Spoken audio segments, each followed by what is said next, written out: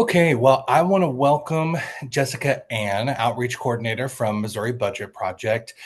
This conversation really is around Amendment 5 and how this will impact the potential outcome will impact the state budget directly related to the income tax. We've talked about how the income tax is affected or the affects the arts funding for the state. And this is meant to be a broader conversation around how the budget is created and what encompasses the budget and how the income tax directly affects the overall budget of the state and really impacts the things that we've come to rely on as citizens of Missouri and the implications, therefore, of what Amendment 5 could mean, depending on the different votes. To give you information about how you should vote, what you care about, the values you see as far as the budget, and what you'd like to see either maintained or supported through that budget. So, Jessica, thank you so much for joining us, and thank you so much for sharing. And thank you so much for the good work of the Missouri Budget Project. And you can take it away. If you could give us a little bit of information about what the Missouri Budget Project is, its role, and how you all have come to be a part of the discussion around Amendment 5. Thanks, Brandon. Really excited to talk about this. So yeah, the Missouri Budget Project, we are a nonprofit organization that advocates for responsible tax and budget policy. So over the past 13 years, they've been advocating for budgets that actually support working families in Missouri, a big part of that being a lot of the assistance programs and whatnot. And so this year, when Amendment 5 came up, which would essentially eliminate the income tax and shift sales taxes to shift a greater portion of taxes to sales taxes on goods and then expand it to services. It was something that we knew that we needed to get the word out to people about those impacts and work to make sure that responsible policy availed. So the everything tax. Governor Kehoe earlier this year announced his intention to eliminate the income tax. That would be his priority. And his plan to replace the $8.5 billion of general revenue, which constitutes about 65% of the Missouri state revenue in the budget, was to shift the taxes to a sales tax on services, to expand that to services, everyday consumer services. Mhm. Um, And taxes and that we so, don't pay right now, correct? We yeah, don't currently right. pay taxes on haircuts, massages, other things like the plumber coming to your house. There's certain things we don't pay taxes on, and this would make us pay taxes on new taxes that aren't already included. Exactly, yeah. And even in 2015, the realtors and voters had already put on the Constitution, amended the Constitution to prohibit sales taxes being applied to services. So the voters have already decided on that aspect of the Constitution. And so this would ultimately repeal a big part of that, which the voters have already wanted. And so Mhm. even before talking about that, especially with a cut to the income tax, it's always a good idea to understand the state's fiscal position and situation. And Mhm. so Missouri right now, sorry, Missouri right now is actually dealing with a revenue issue. And before we talk about that, this is what the Missouri budget looked like in fiscal year 26. And so you see the big portion is federal funding. We have that lighter blue, that's other state funds that are earmarked funds like the motor fuel tax. And then we have state general revenue. So that's the biggest pool of money that the state generates and that we can appropriate how we want. Mhm. And you can see that huge rectangle up there is the individual income tax. That's over half of all the general revenue that we take in as a state. So you can imagine if we eliminate that huge portion, our state general revenue is going to go down. And so, this is how we fund our budget. And given that not only we could see the cut of the individual income tax, we're also dealing with major cuts to federal funding that we haven't necessarily felt the impact of quite yet. Sure. Um, Yeah. and so, Missouri, actually, we've been operating with a budget gap, a budget deficit for the last few years. And it's only really shown up as a problem in recent years because of federal stimulus funds. We were able to use that to kind of fill in the gaps for a few Mhm. years. Hmm. It allowed us to save general revenue, to have a stabilization fund, um, and also to kind of invest in more. However, those dollars have expired or have been utilized, and our reserves have basically been depleted by this last budget. And so, where did this gap come from? Well, over the last 12 or so years, the Missouri legislature has made tax cut after tax cut that's basically cut revenues by $3.8 billion a year. And so our revenues have basically flatlined since then. And then also, federal tax cuts triggered by the One Big Beautiful Bill that was passed last summer um, also mean cuts to our own general revenues because our tax system is tied to the federal system. So those changes impacted our own revenues as well.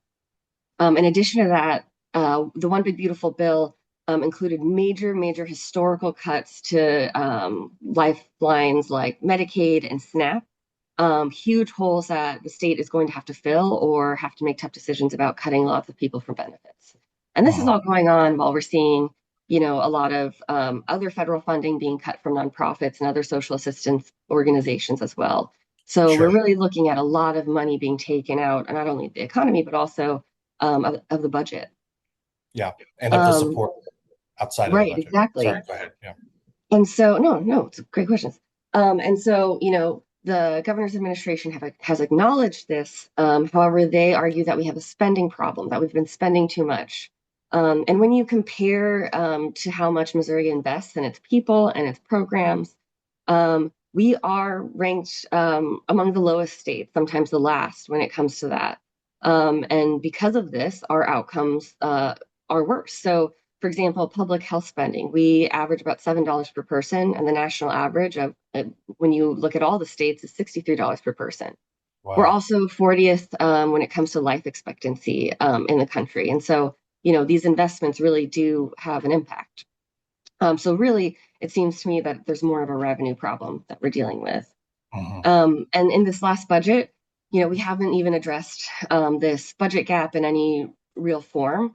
This is the first year that we will actually not be able to fully fund the K-12 formula for the first time in about a decade.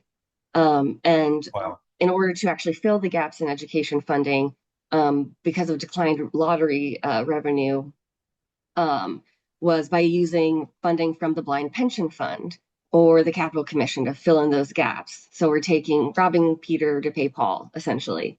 Hmm. Um, and so a lot of this budget is really dependent on money not being spent. So the governor had only made about 65 vetoes, but for $30 million, but the withholds after the fact, uh, a total of about $440 million. Um, and so this is going to be a very tough year when it comes to budget. Hmm. And so, go ahead. Speaking Yeah, of, you mentioned lottery revenue being down. yeah. How does that is that in relation at all to sports betting?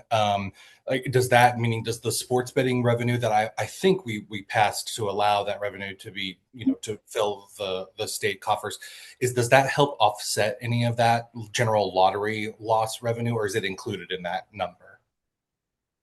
So the lottery revenue I'm talking about is largely the lottery that you can buy a ticket at the Traditional gas station or lottery. something like that. So sports Yeah. wagering is technically, I believe, in a different pot of money. Hmm. But what we're kind of seeing from the lottery, and also that money some goes to education. There's some other places that it goes. Um, and those like different rates,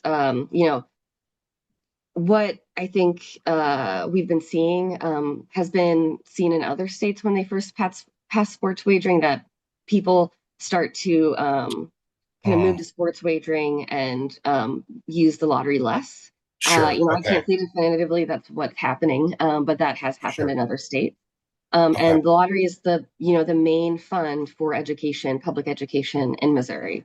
So it's Yeah. a really important pot of funding. Sure. Okay. And so, yeah, when we see declines, that means that we're going to have more cuts. Yeah. And so, yeah, so that's the situation that we're entering when we hear about Amendment 5, is that the state is not only having to, not only is not collecting enough revenue to basically fund the state budget, but we'll also be dealing with major holes in federal funding that we'll need to find some replacement funding for, or just simply have to make cuts. And a lot of folks will be left without assistance as a result. And so when Amendment 5 comes up, this would go in the Constitution. So if the legislature wanted to eliminate the income tax, they could pass a law, but they're not doing that. They're putting it in their Constitution. And the reason for this is because they are choosing to eliminate the income tax and expand the sales tax on services and increase the sales tax on goods in order to replace that revenue. Well, we have protections for taxpayers in our Constitution, including the Hancock Amendment. So the legislature cannot pass tax increases without first going to a vote of the people. We have this voter oversight, this protection. And so basically what this amendment does, it requires the legislature to eliminate the income tax, and it allows them for 5 years to expand the sales tax to services and goods without a vote of the people. So basically they can pass whatever sales tax increases or expansions that they want, and we will have no say over that. And in this amendment, they have not included any details about what services would be included, any details about what rates, any timeline for when they would be eliminating the income tax. And so there's simply no details. And a lot of this would be left up to the next legislature. So really, they didn't, completely create a plan. It's something that, is to be figured out in the future.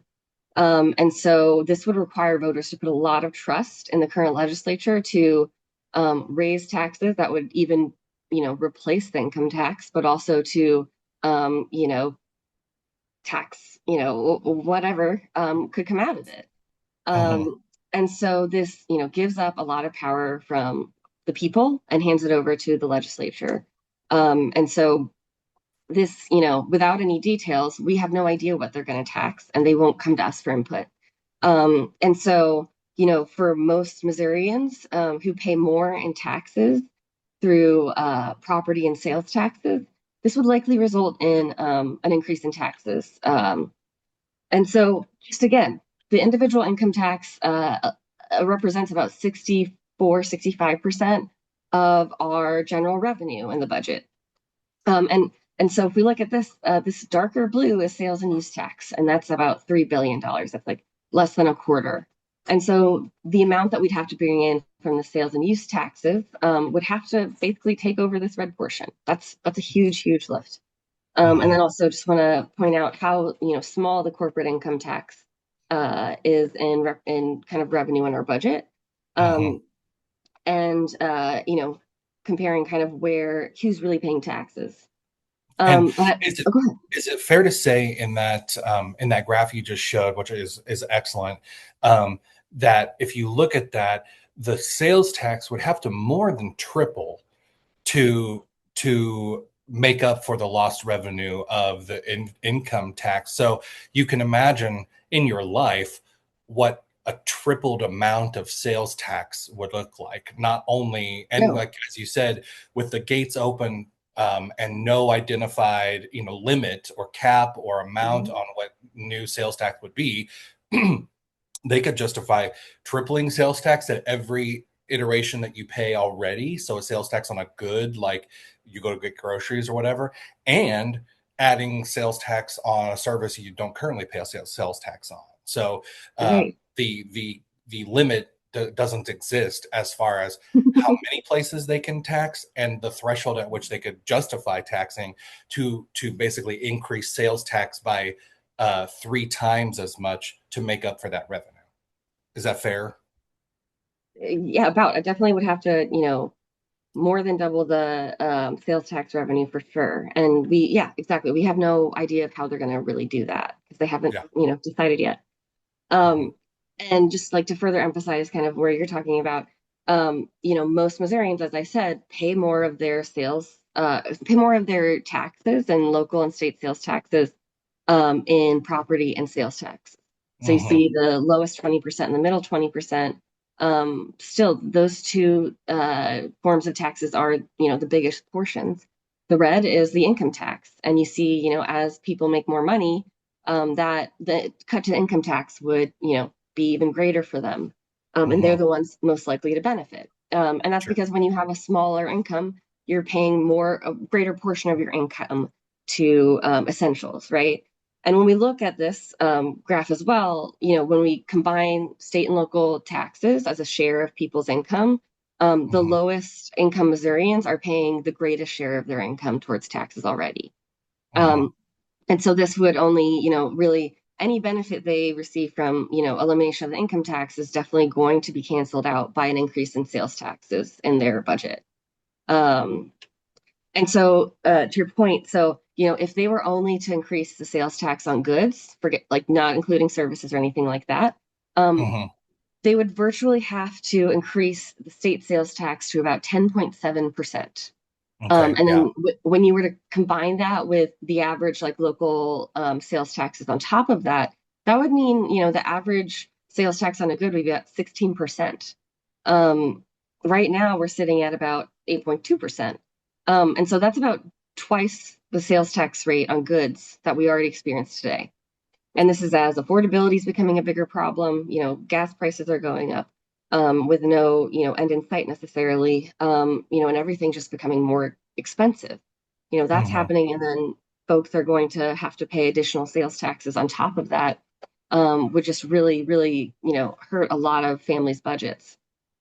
Sure. Um, and so, and in some places that have higher sales taxes, it could be, as high as 20% on a good or service Absolutely. or of a good, sorry.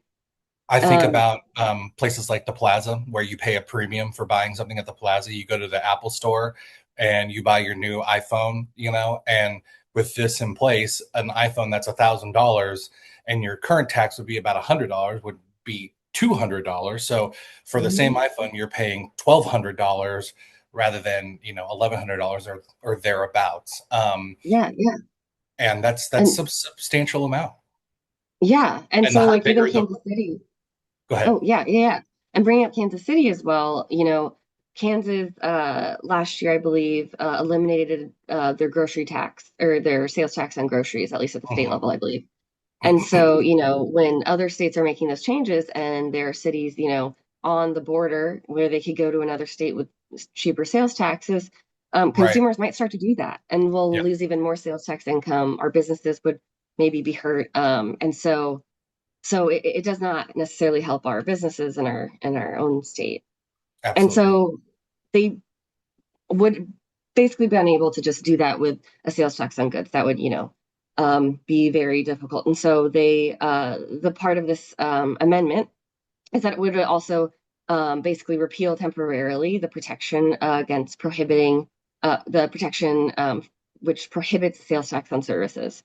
And so when different kind of um, tax organizations that kind of support these kinds of things have talked about it, it's largely been about consumer-based services. So everyday consumers, everyday Missourians, and getting the services that you've already mentioned, like car repairs, vet services, even, funeral, embalming, and wedding services would be, consumer-based services could be impacted Mhm. by this and applied to Yeah. that.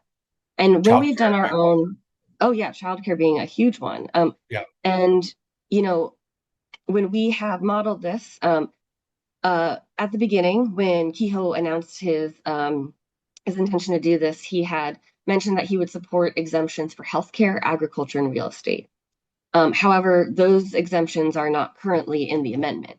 So this could Mhm. apply to healthcare. This could apply to real estate and agriculture, and healthcare, especially with health prices already going up, Yeah. would be a huge, huge issue for most people.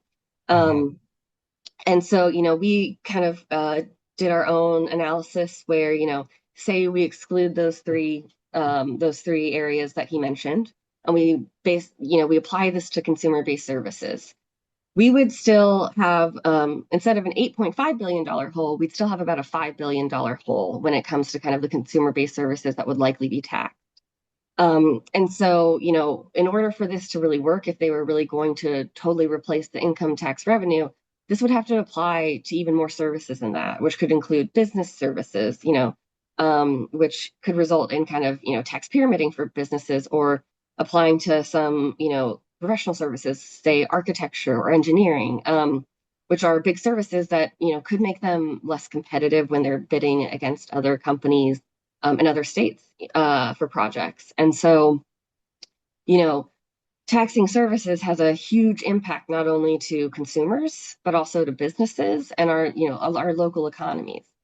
Um, Not to mention that a whole new group of people will start to have to collect sales taxes. So we'll have even more people becoming tax collectors, as one of the businesses said. Um, and so it would require more administration and maybe just more costs, especially the smaller businesses who do have to outsource a lot of services in order to um, afford staying in business. And so, like I mentioned, the average Missourian would probably see about a $500 increase in their taxes overall.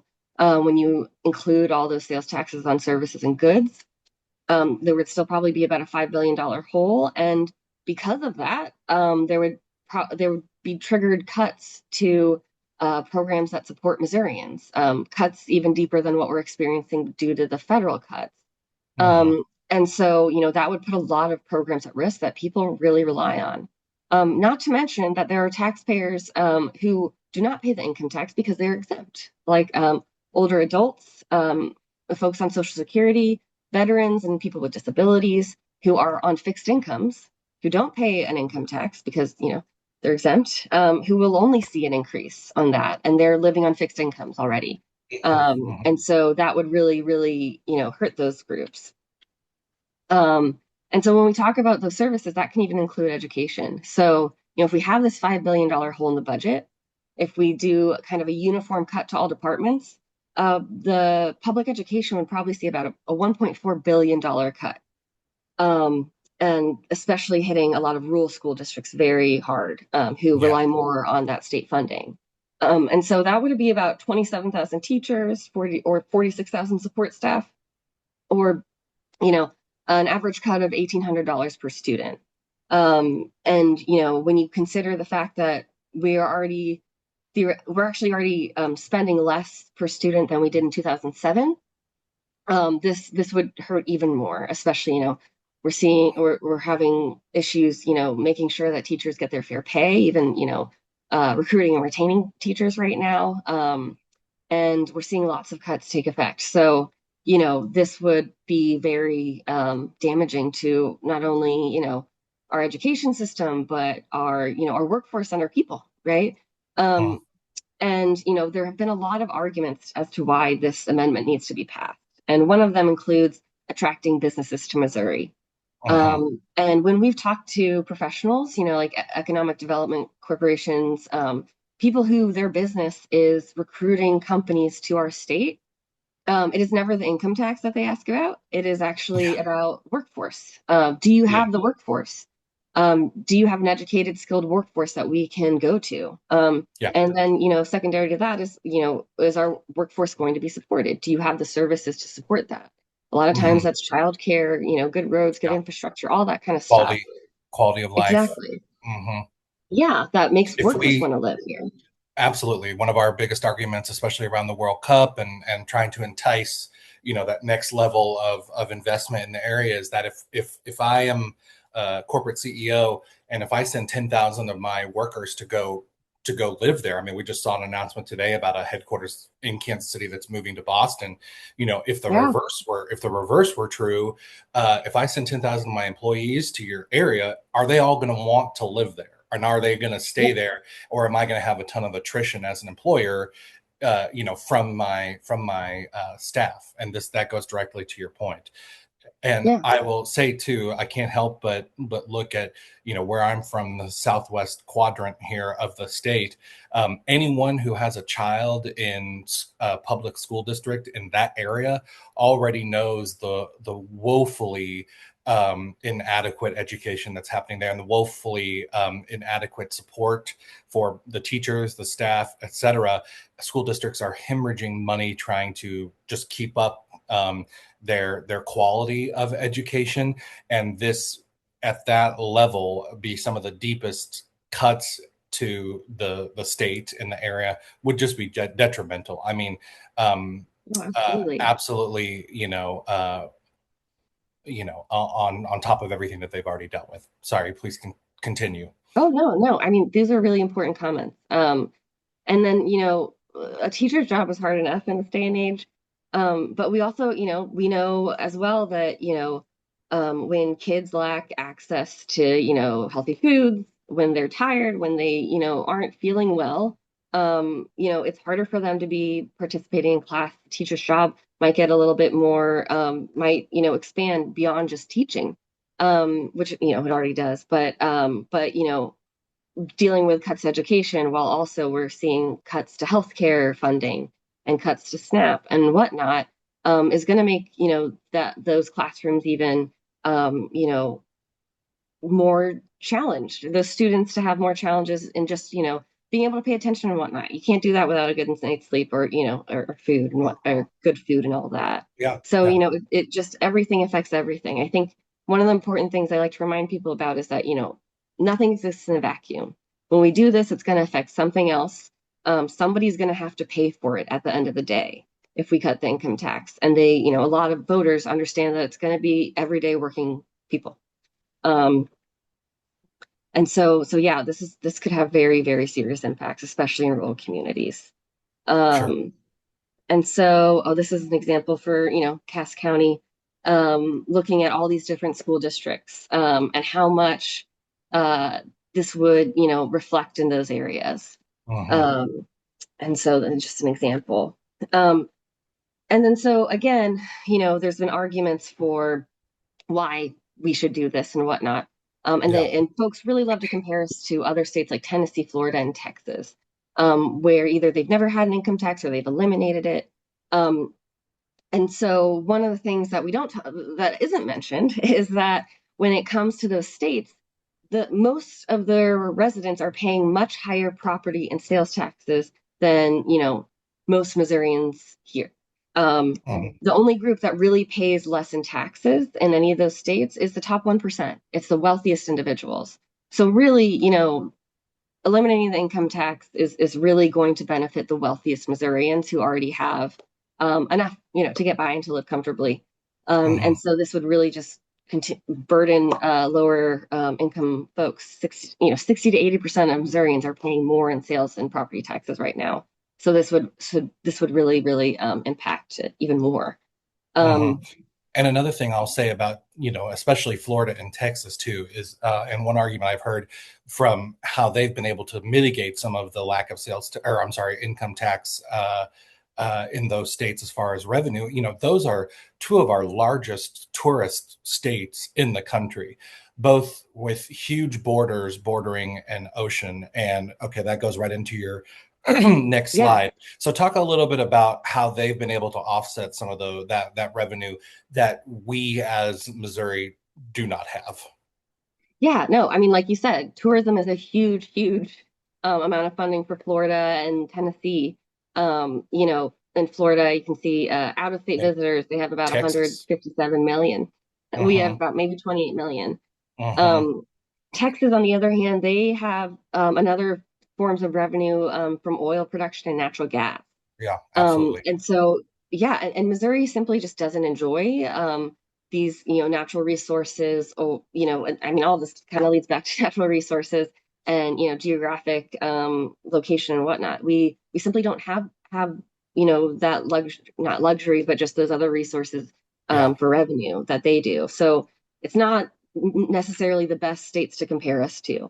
anyways. There's not enough timber, there's not enough acreage in all of Missouri to constitute enough timber to make up Oh yeah. for the production of oil and natural gas. Yeah. Yeah, definitely. It's not to say that Missouri isn't beautiful and wonderful, but we simply Absolutely. just don't have these very attractive things that people like. Yeah. Um, and and so there's another aspect of this impact on localities. And so whenever the state expands its sales tax base, so if we were to expand it to services, those services would the local sales tax would also be expanded to those services. So local cities, counties, and other jurisdictions would ultimately see an increase in their sales tax revenue because of this. Yeah. To make And up for the so lack of revenue they're getting from the state, to support those services in their area, right? Is that right? Um, Sorry, say that again. The the localities would have to increase their tax rate to make up for the lack of funding they're receiving from the state for those same services. Is that So right? that's a separate point. So Okay. basically this is part of the amendment. So they understood that, localities would see an increase in their sales tax revenue, and they wanted this to be completely revenue neutral. So they did not Okay. want those localities to see an increase in their revenue, even though I know a lot of localities are in a budget crunch right now, and that additional revenue could very well help them. And so what they've required in this amendment is that, you know, like say a city or county that starts to see an increase in their sales taxes because it's applied to services would then need to adjust other taxes or their sales tax rate, um, like the earnings tax, property taxes, and sales taxes. They'd have to adjust those locally to basically cancel out any windfall that they would receive or any increase to their revenue. So basically lowering the other tax revenues to make up for that increase and cancel it out. And so one thing to note about that is that, local sales, property, and earnings tax rates are largely set by local voters. So, the city and county voters make those decisions. And so this is, in a way, another way that they are affecting and changing what the voters have approved, and forcing localities to have to, make these changes in order to make their plan at the state level work. Gotcha. And so, that would potentially mean them, and one of the important aspects of this is that, sales taxes go to certain things, property taxes, earning taxes, go to certain kind of needs or services. So, if we have to slightly decrease the income or the property tax, that means we're decreasing the revenue that goes to some of our, local services, like public safety and fire protection, mental health, behavioral health services, services to support older adults, people living with disabilities, zoo, parks, and libraries. There's also other tax jurisdictions like that support, those key services, which could also be impacted as well. Um, and so, and on top of that, one important thing I like to note is that, in order to have tax credits, you have to, have an income tax return. And so, Missouri has, taken the route of providing tax credits to a lot of fields or industries that, really need the funding, but aren't, receiving it elsewhere. And also to provide certain types of tax relief to certain groups. So, for instance, the property tax credit, the circuit breaker tax credit, which is largely for folks with disabilities or elderly folks, to assist them with, their property tax payments so they can stay where they're living. That's 100% supported by the income tax. So if we no longer have the income tax, that tax credit goes away, as well as the income tax revenue. Food pantry tax credits, domestic violence tax credits, pregnancy resource centers rely on tax credits, historic preservation tax credits, and more, that are supported largely by the income tax. And again, as I mentioned before, a lot of the nonprofit sector is feeling a lot of cuts from different funding sources, whether it's Yeah. federal, not private funders even that are realigning their priorities, and then now tax credits, which was a way that a lot of folks were able to support these different needs. And so whether it's fully funded by the income tax or just partially, it's going to have downstream repercussions if we do this. Absolutely. Yeah. Um, and so kind of, I guess the five kind of or four takeaways I would say. So this eliminates the income tax, 65 of our state revenue. That's the revenue that we get to vote on, that we get to control. It takes away voter approval. So we're just handing it over to the Missouri legislature, who's asking us to trust us for 5 years to replace that revenue and tax, whatever goods or services they deem appropriate. And so without knowing what services and rates those are, we're basically giving them a blank check, with Hmm. no details on how or when they're going to eliminate the income tax. They would still have to pass another piece of legislation to really, eliminate the income tax. And they're everything tax. I mean, basically, this allows them to tax virtually anything. There are really no exemptions at this moment. Hmm. And so, people who are already paying more in sales taxes are just likely going to pay even more. Yeah. And so, they're asking us to approve something that they haven't even really put a plan out for, that they haven't Right. planned out. And so it's putting a lot of trust there. Um, and also, like I said, this is being put in the Constitution.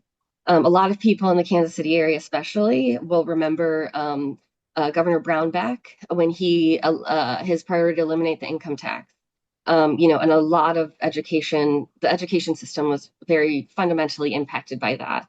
Um, and I can't remember how long after, but they were able to actually repeal that in the legislature and undo it because of how much damage it had caused for the state.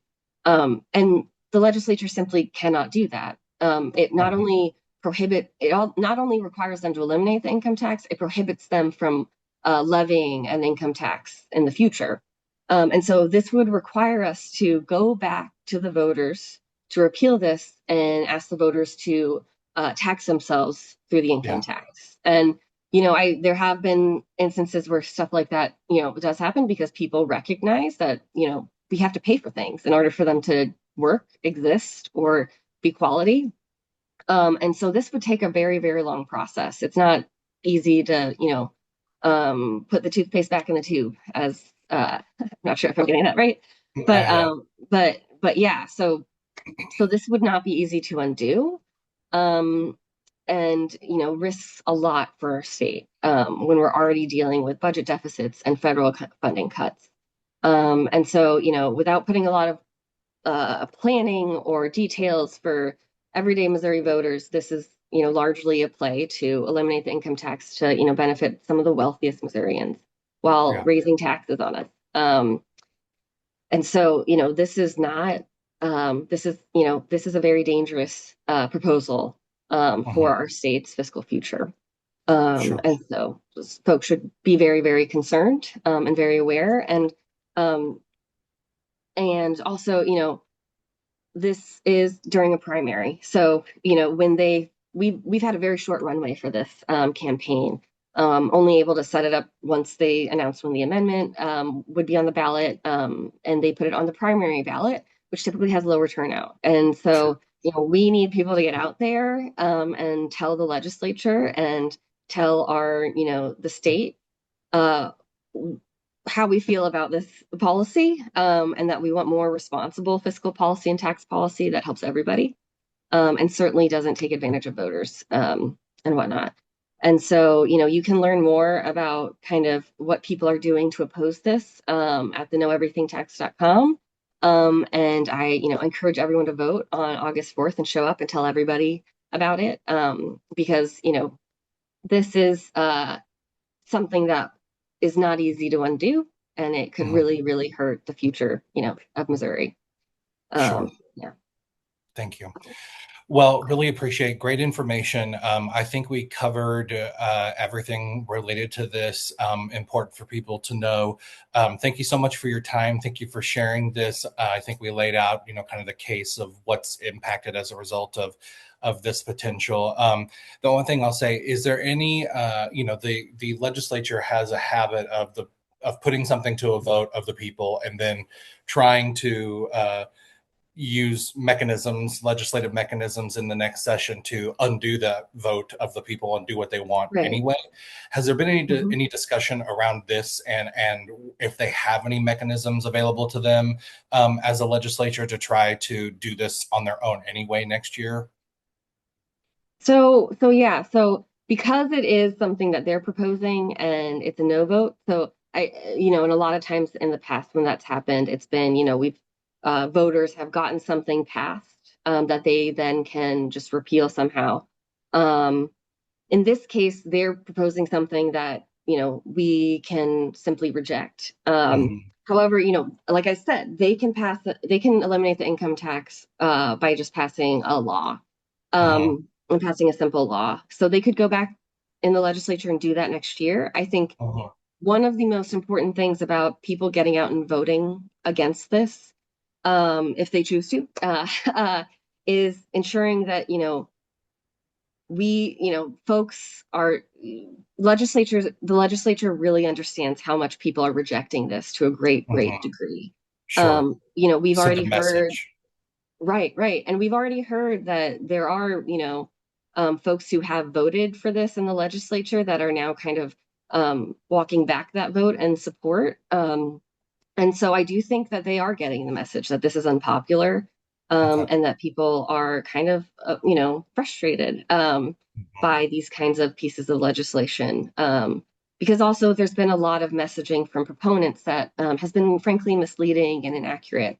And I do think, Missouri voters are smarter than that. And Missouri voters know when they're being lied to. And Mhm. I think, um, it's foolish to think otherwise. And Sure. it seems like some of the messaging has kind of ignored that wisdom. Okay. And so uh, yeah, and so just people, there's been a lot of misinformation being put forward that this would, provide property tax relief, especially for seniors. This does not do that. It does not Yeah. provide any property tax relief. The only reason that this deals with a property tax is that piece that talks about the local part, where basically they want to force local jurisdictions to basically cancel out any increase in revenue from the sales tax and possibly have to adjust their property tax rate to counteract the increase in revenue. And Sure. so it would be slight. It would not provide any real relief for everyday people. Another aspect that they've talked about a lot is data centers. That this would mean that we would start taxing data centers. And I in so many ways, like, not only is that not true, Okay. but I think when I hear about people being upset about data centers, it's that they don't want it in their backyard. It's not that they're not being taxed. Right. And so, it's kind of, missing the point. But another reason why they will say this is because in 2015, they already passed a sales tax exemption for data centers. And so any new data center built after 2015, which is most of them, Hmm. were eligible for data center sales tax exemptions. And so what this is a sales tax exemption, not only for construction materials, which some of these exemptions are more just for the purpose of building one, but this one goes further. And so about these data centers are getting a sales tax exemption on their utilities, electric energy, gas, water, telecommunications, and internet services, simply being used in the data storage center. It's not about Hmm. construction, it's about what's being used every day. Their machinery, their equipment, and computers used in their new data center. That's beyond just the first set of computers, because this sales tax exemption lasts for 15 years. That they are Hmm. getting a sales tax exemption on all of these things, and so this already exists. And so, if they wanted to, they could theoretically close this. But Amendment 5 doesn't do that. They would Right. have to do it. They could do it anytime they want to, Yeah. without this amendment. And frankly, when we're talking about how this could affect education, I think of sales tax free weekend, which I think a lot of folks take advantage of for their students and their families. I think it's August 7th through 9th this year. It's 3 days. Three Hmm. days where everyday people get a sales tax exemption on computers, laptops or school supplies, all these different things that data centers get for 15 years. Hmm. And so, when we're talking about what drives people to our state or what companies want is workforce. And we're not supporting our workforce, we're supporting these data centers. Yeah. And so, when they take the time to, misinform voters about this, it's really quite frustrating because Yeah. they're hiding the ball, right? Um, yeah, and just even going back to the property tax aspect, there have been mailers sent specifically. It seems like targeting older adults who are really concerned about property taxes and living in their homes, and I think it's very disappointing to see that, misleading folks who might be on fixed incomes who are really worried about these things, and just focusing on that. I was very disappointed to see that. um and so I think, but the voters are smart. When we share this information with them, they're able to see quite clearly what's going on. And so we really need these smart voters to get out on August 4th, Sure. to let the proponents know how they feel about this, and to make sure that we're protecting, the future for everyone in Missouri. Sure. Well, thank you so much for your time and for sharing this valuable information with us. It sounds Mhm. like a resounding message from the voters would do more than just about anything to counter this growing desire here to eliminate the income tax in the state. So appreciate that. We will share more resources about how people in the area can vote, and the voting requirements, eligibility, and voting date, because it is coming up soon. So thank you so much, Jessica. Really appreciate you, and wish you all the best in the final days here before the vote on Tuesday. Thank you so much. Yeah. Appreciate your time. Okay. Take care. Thanks.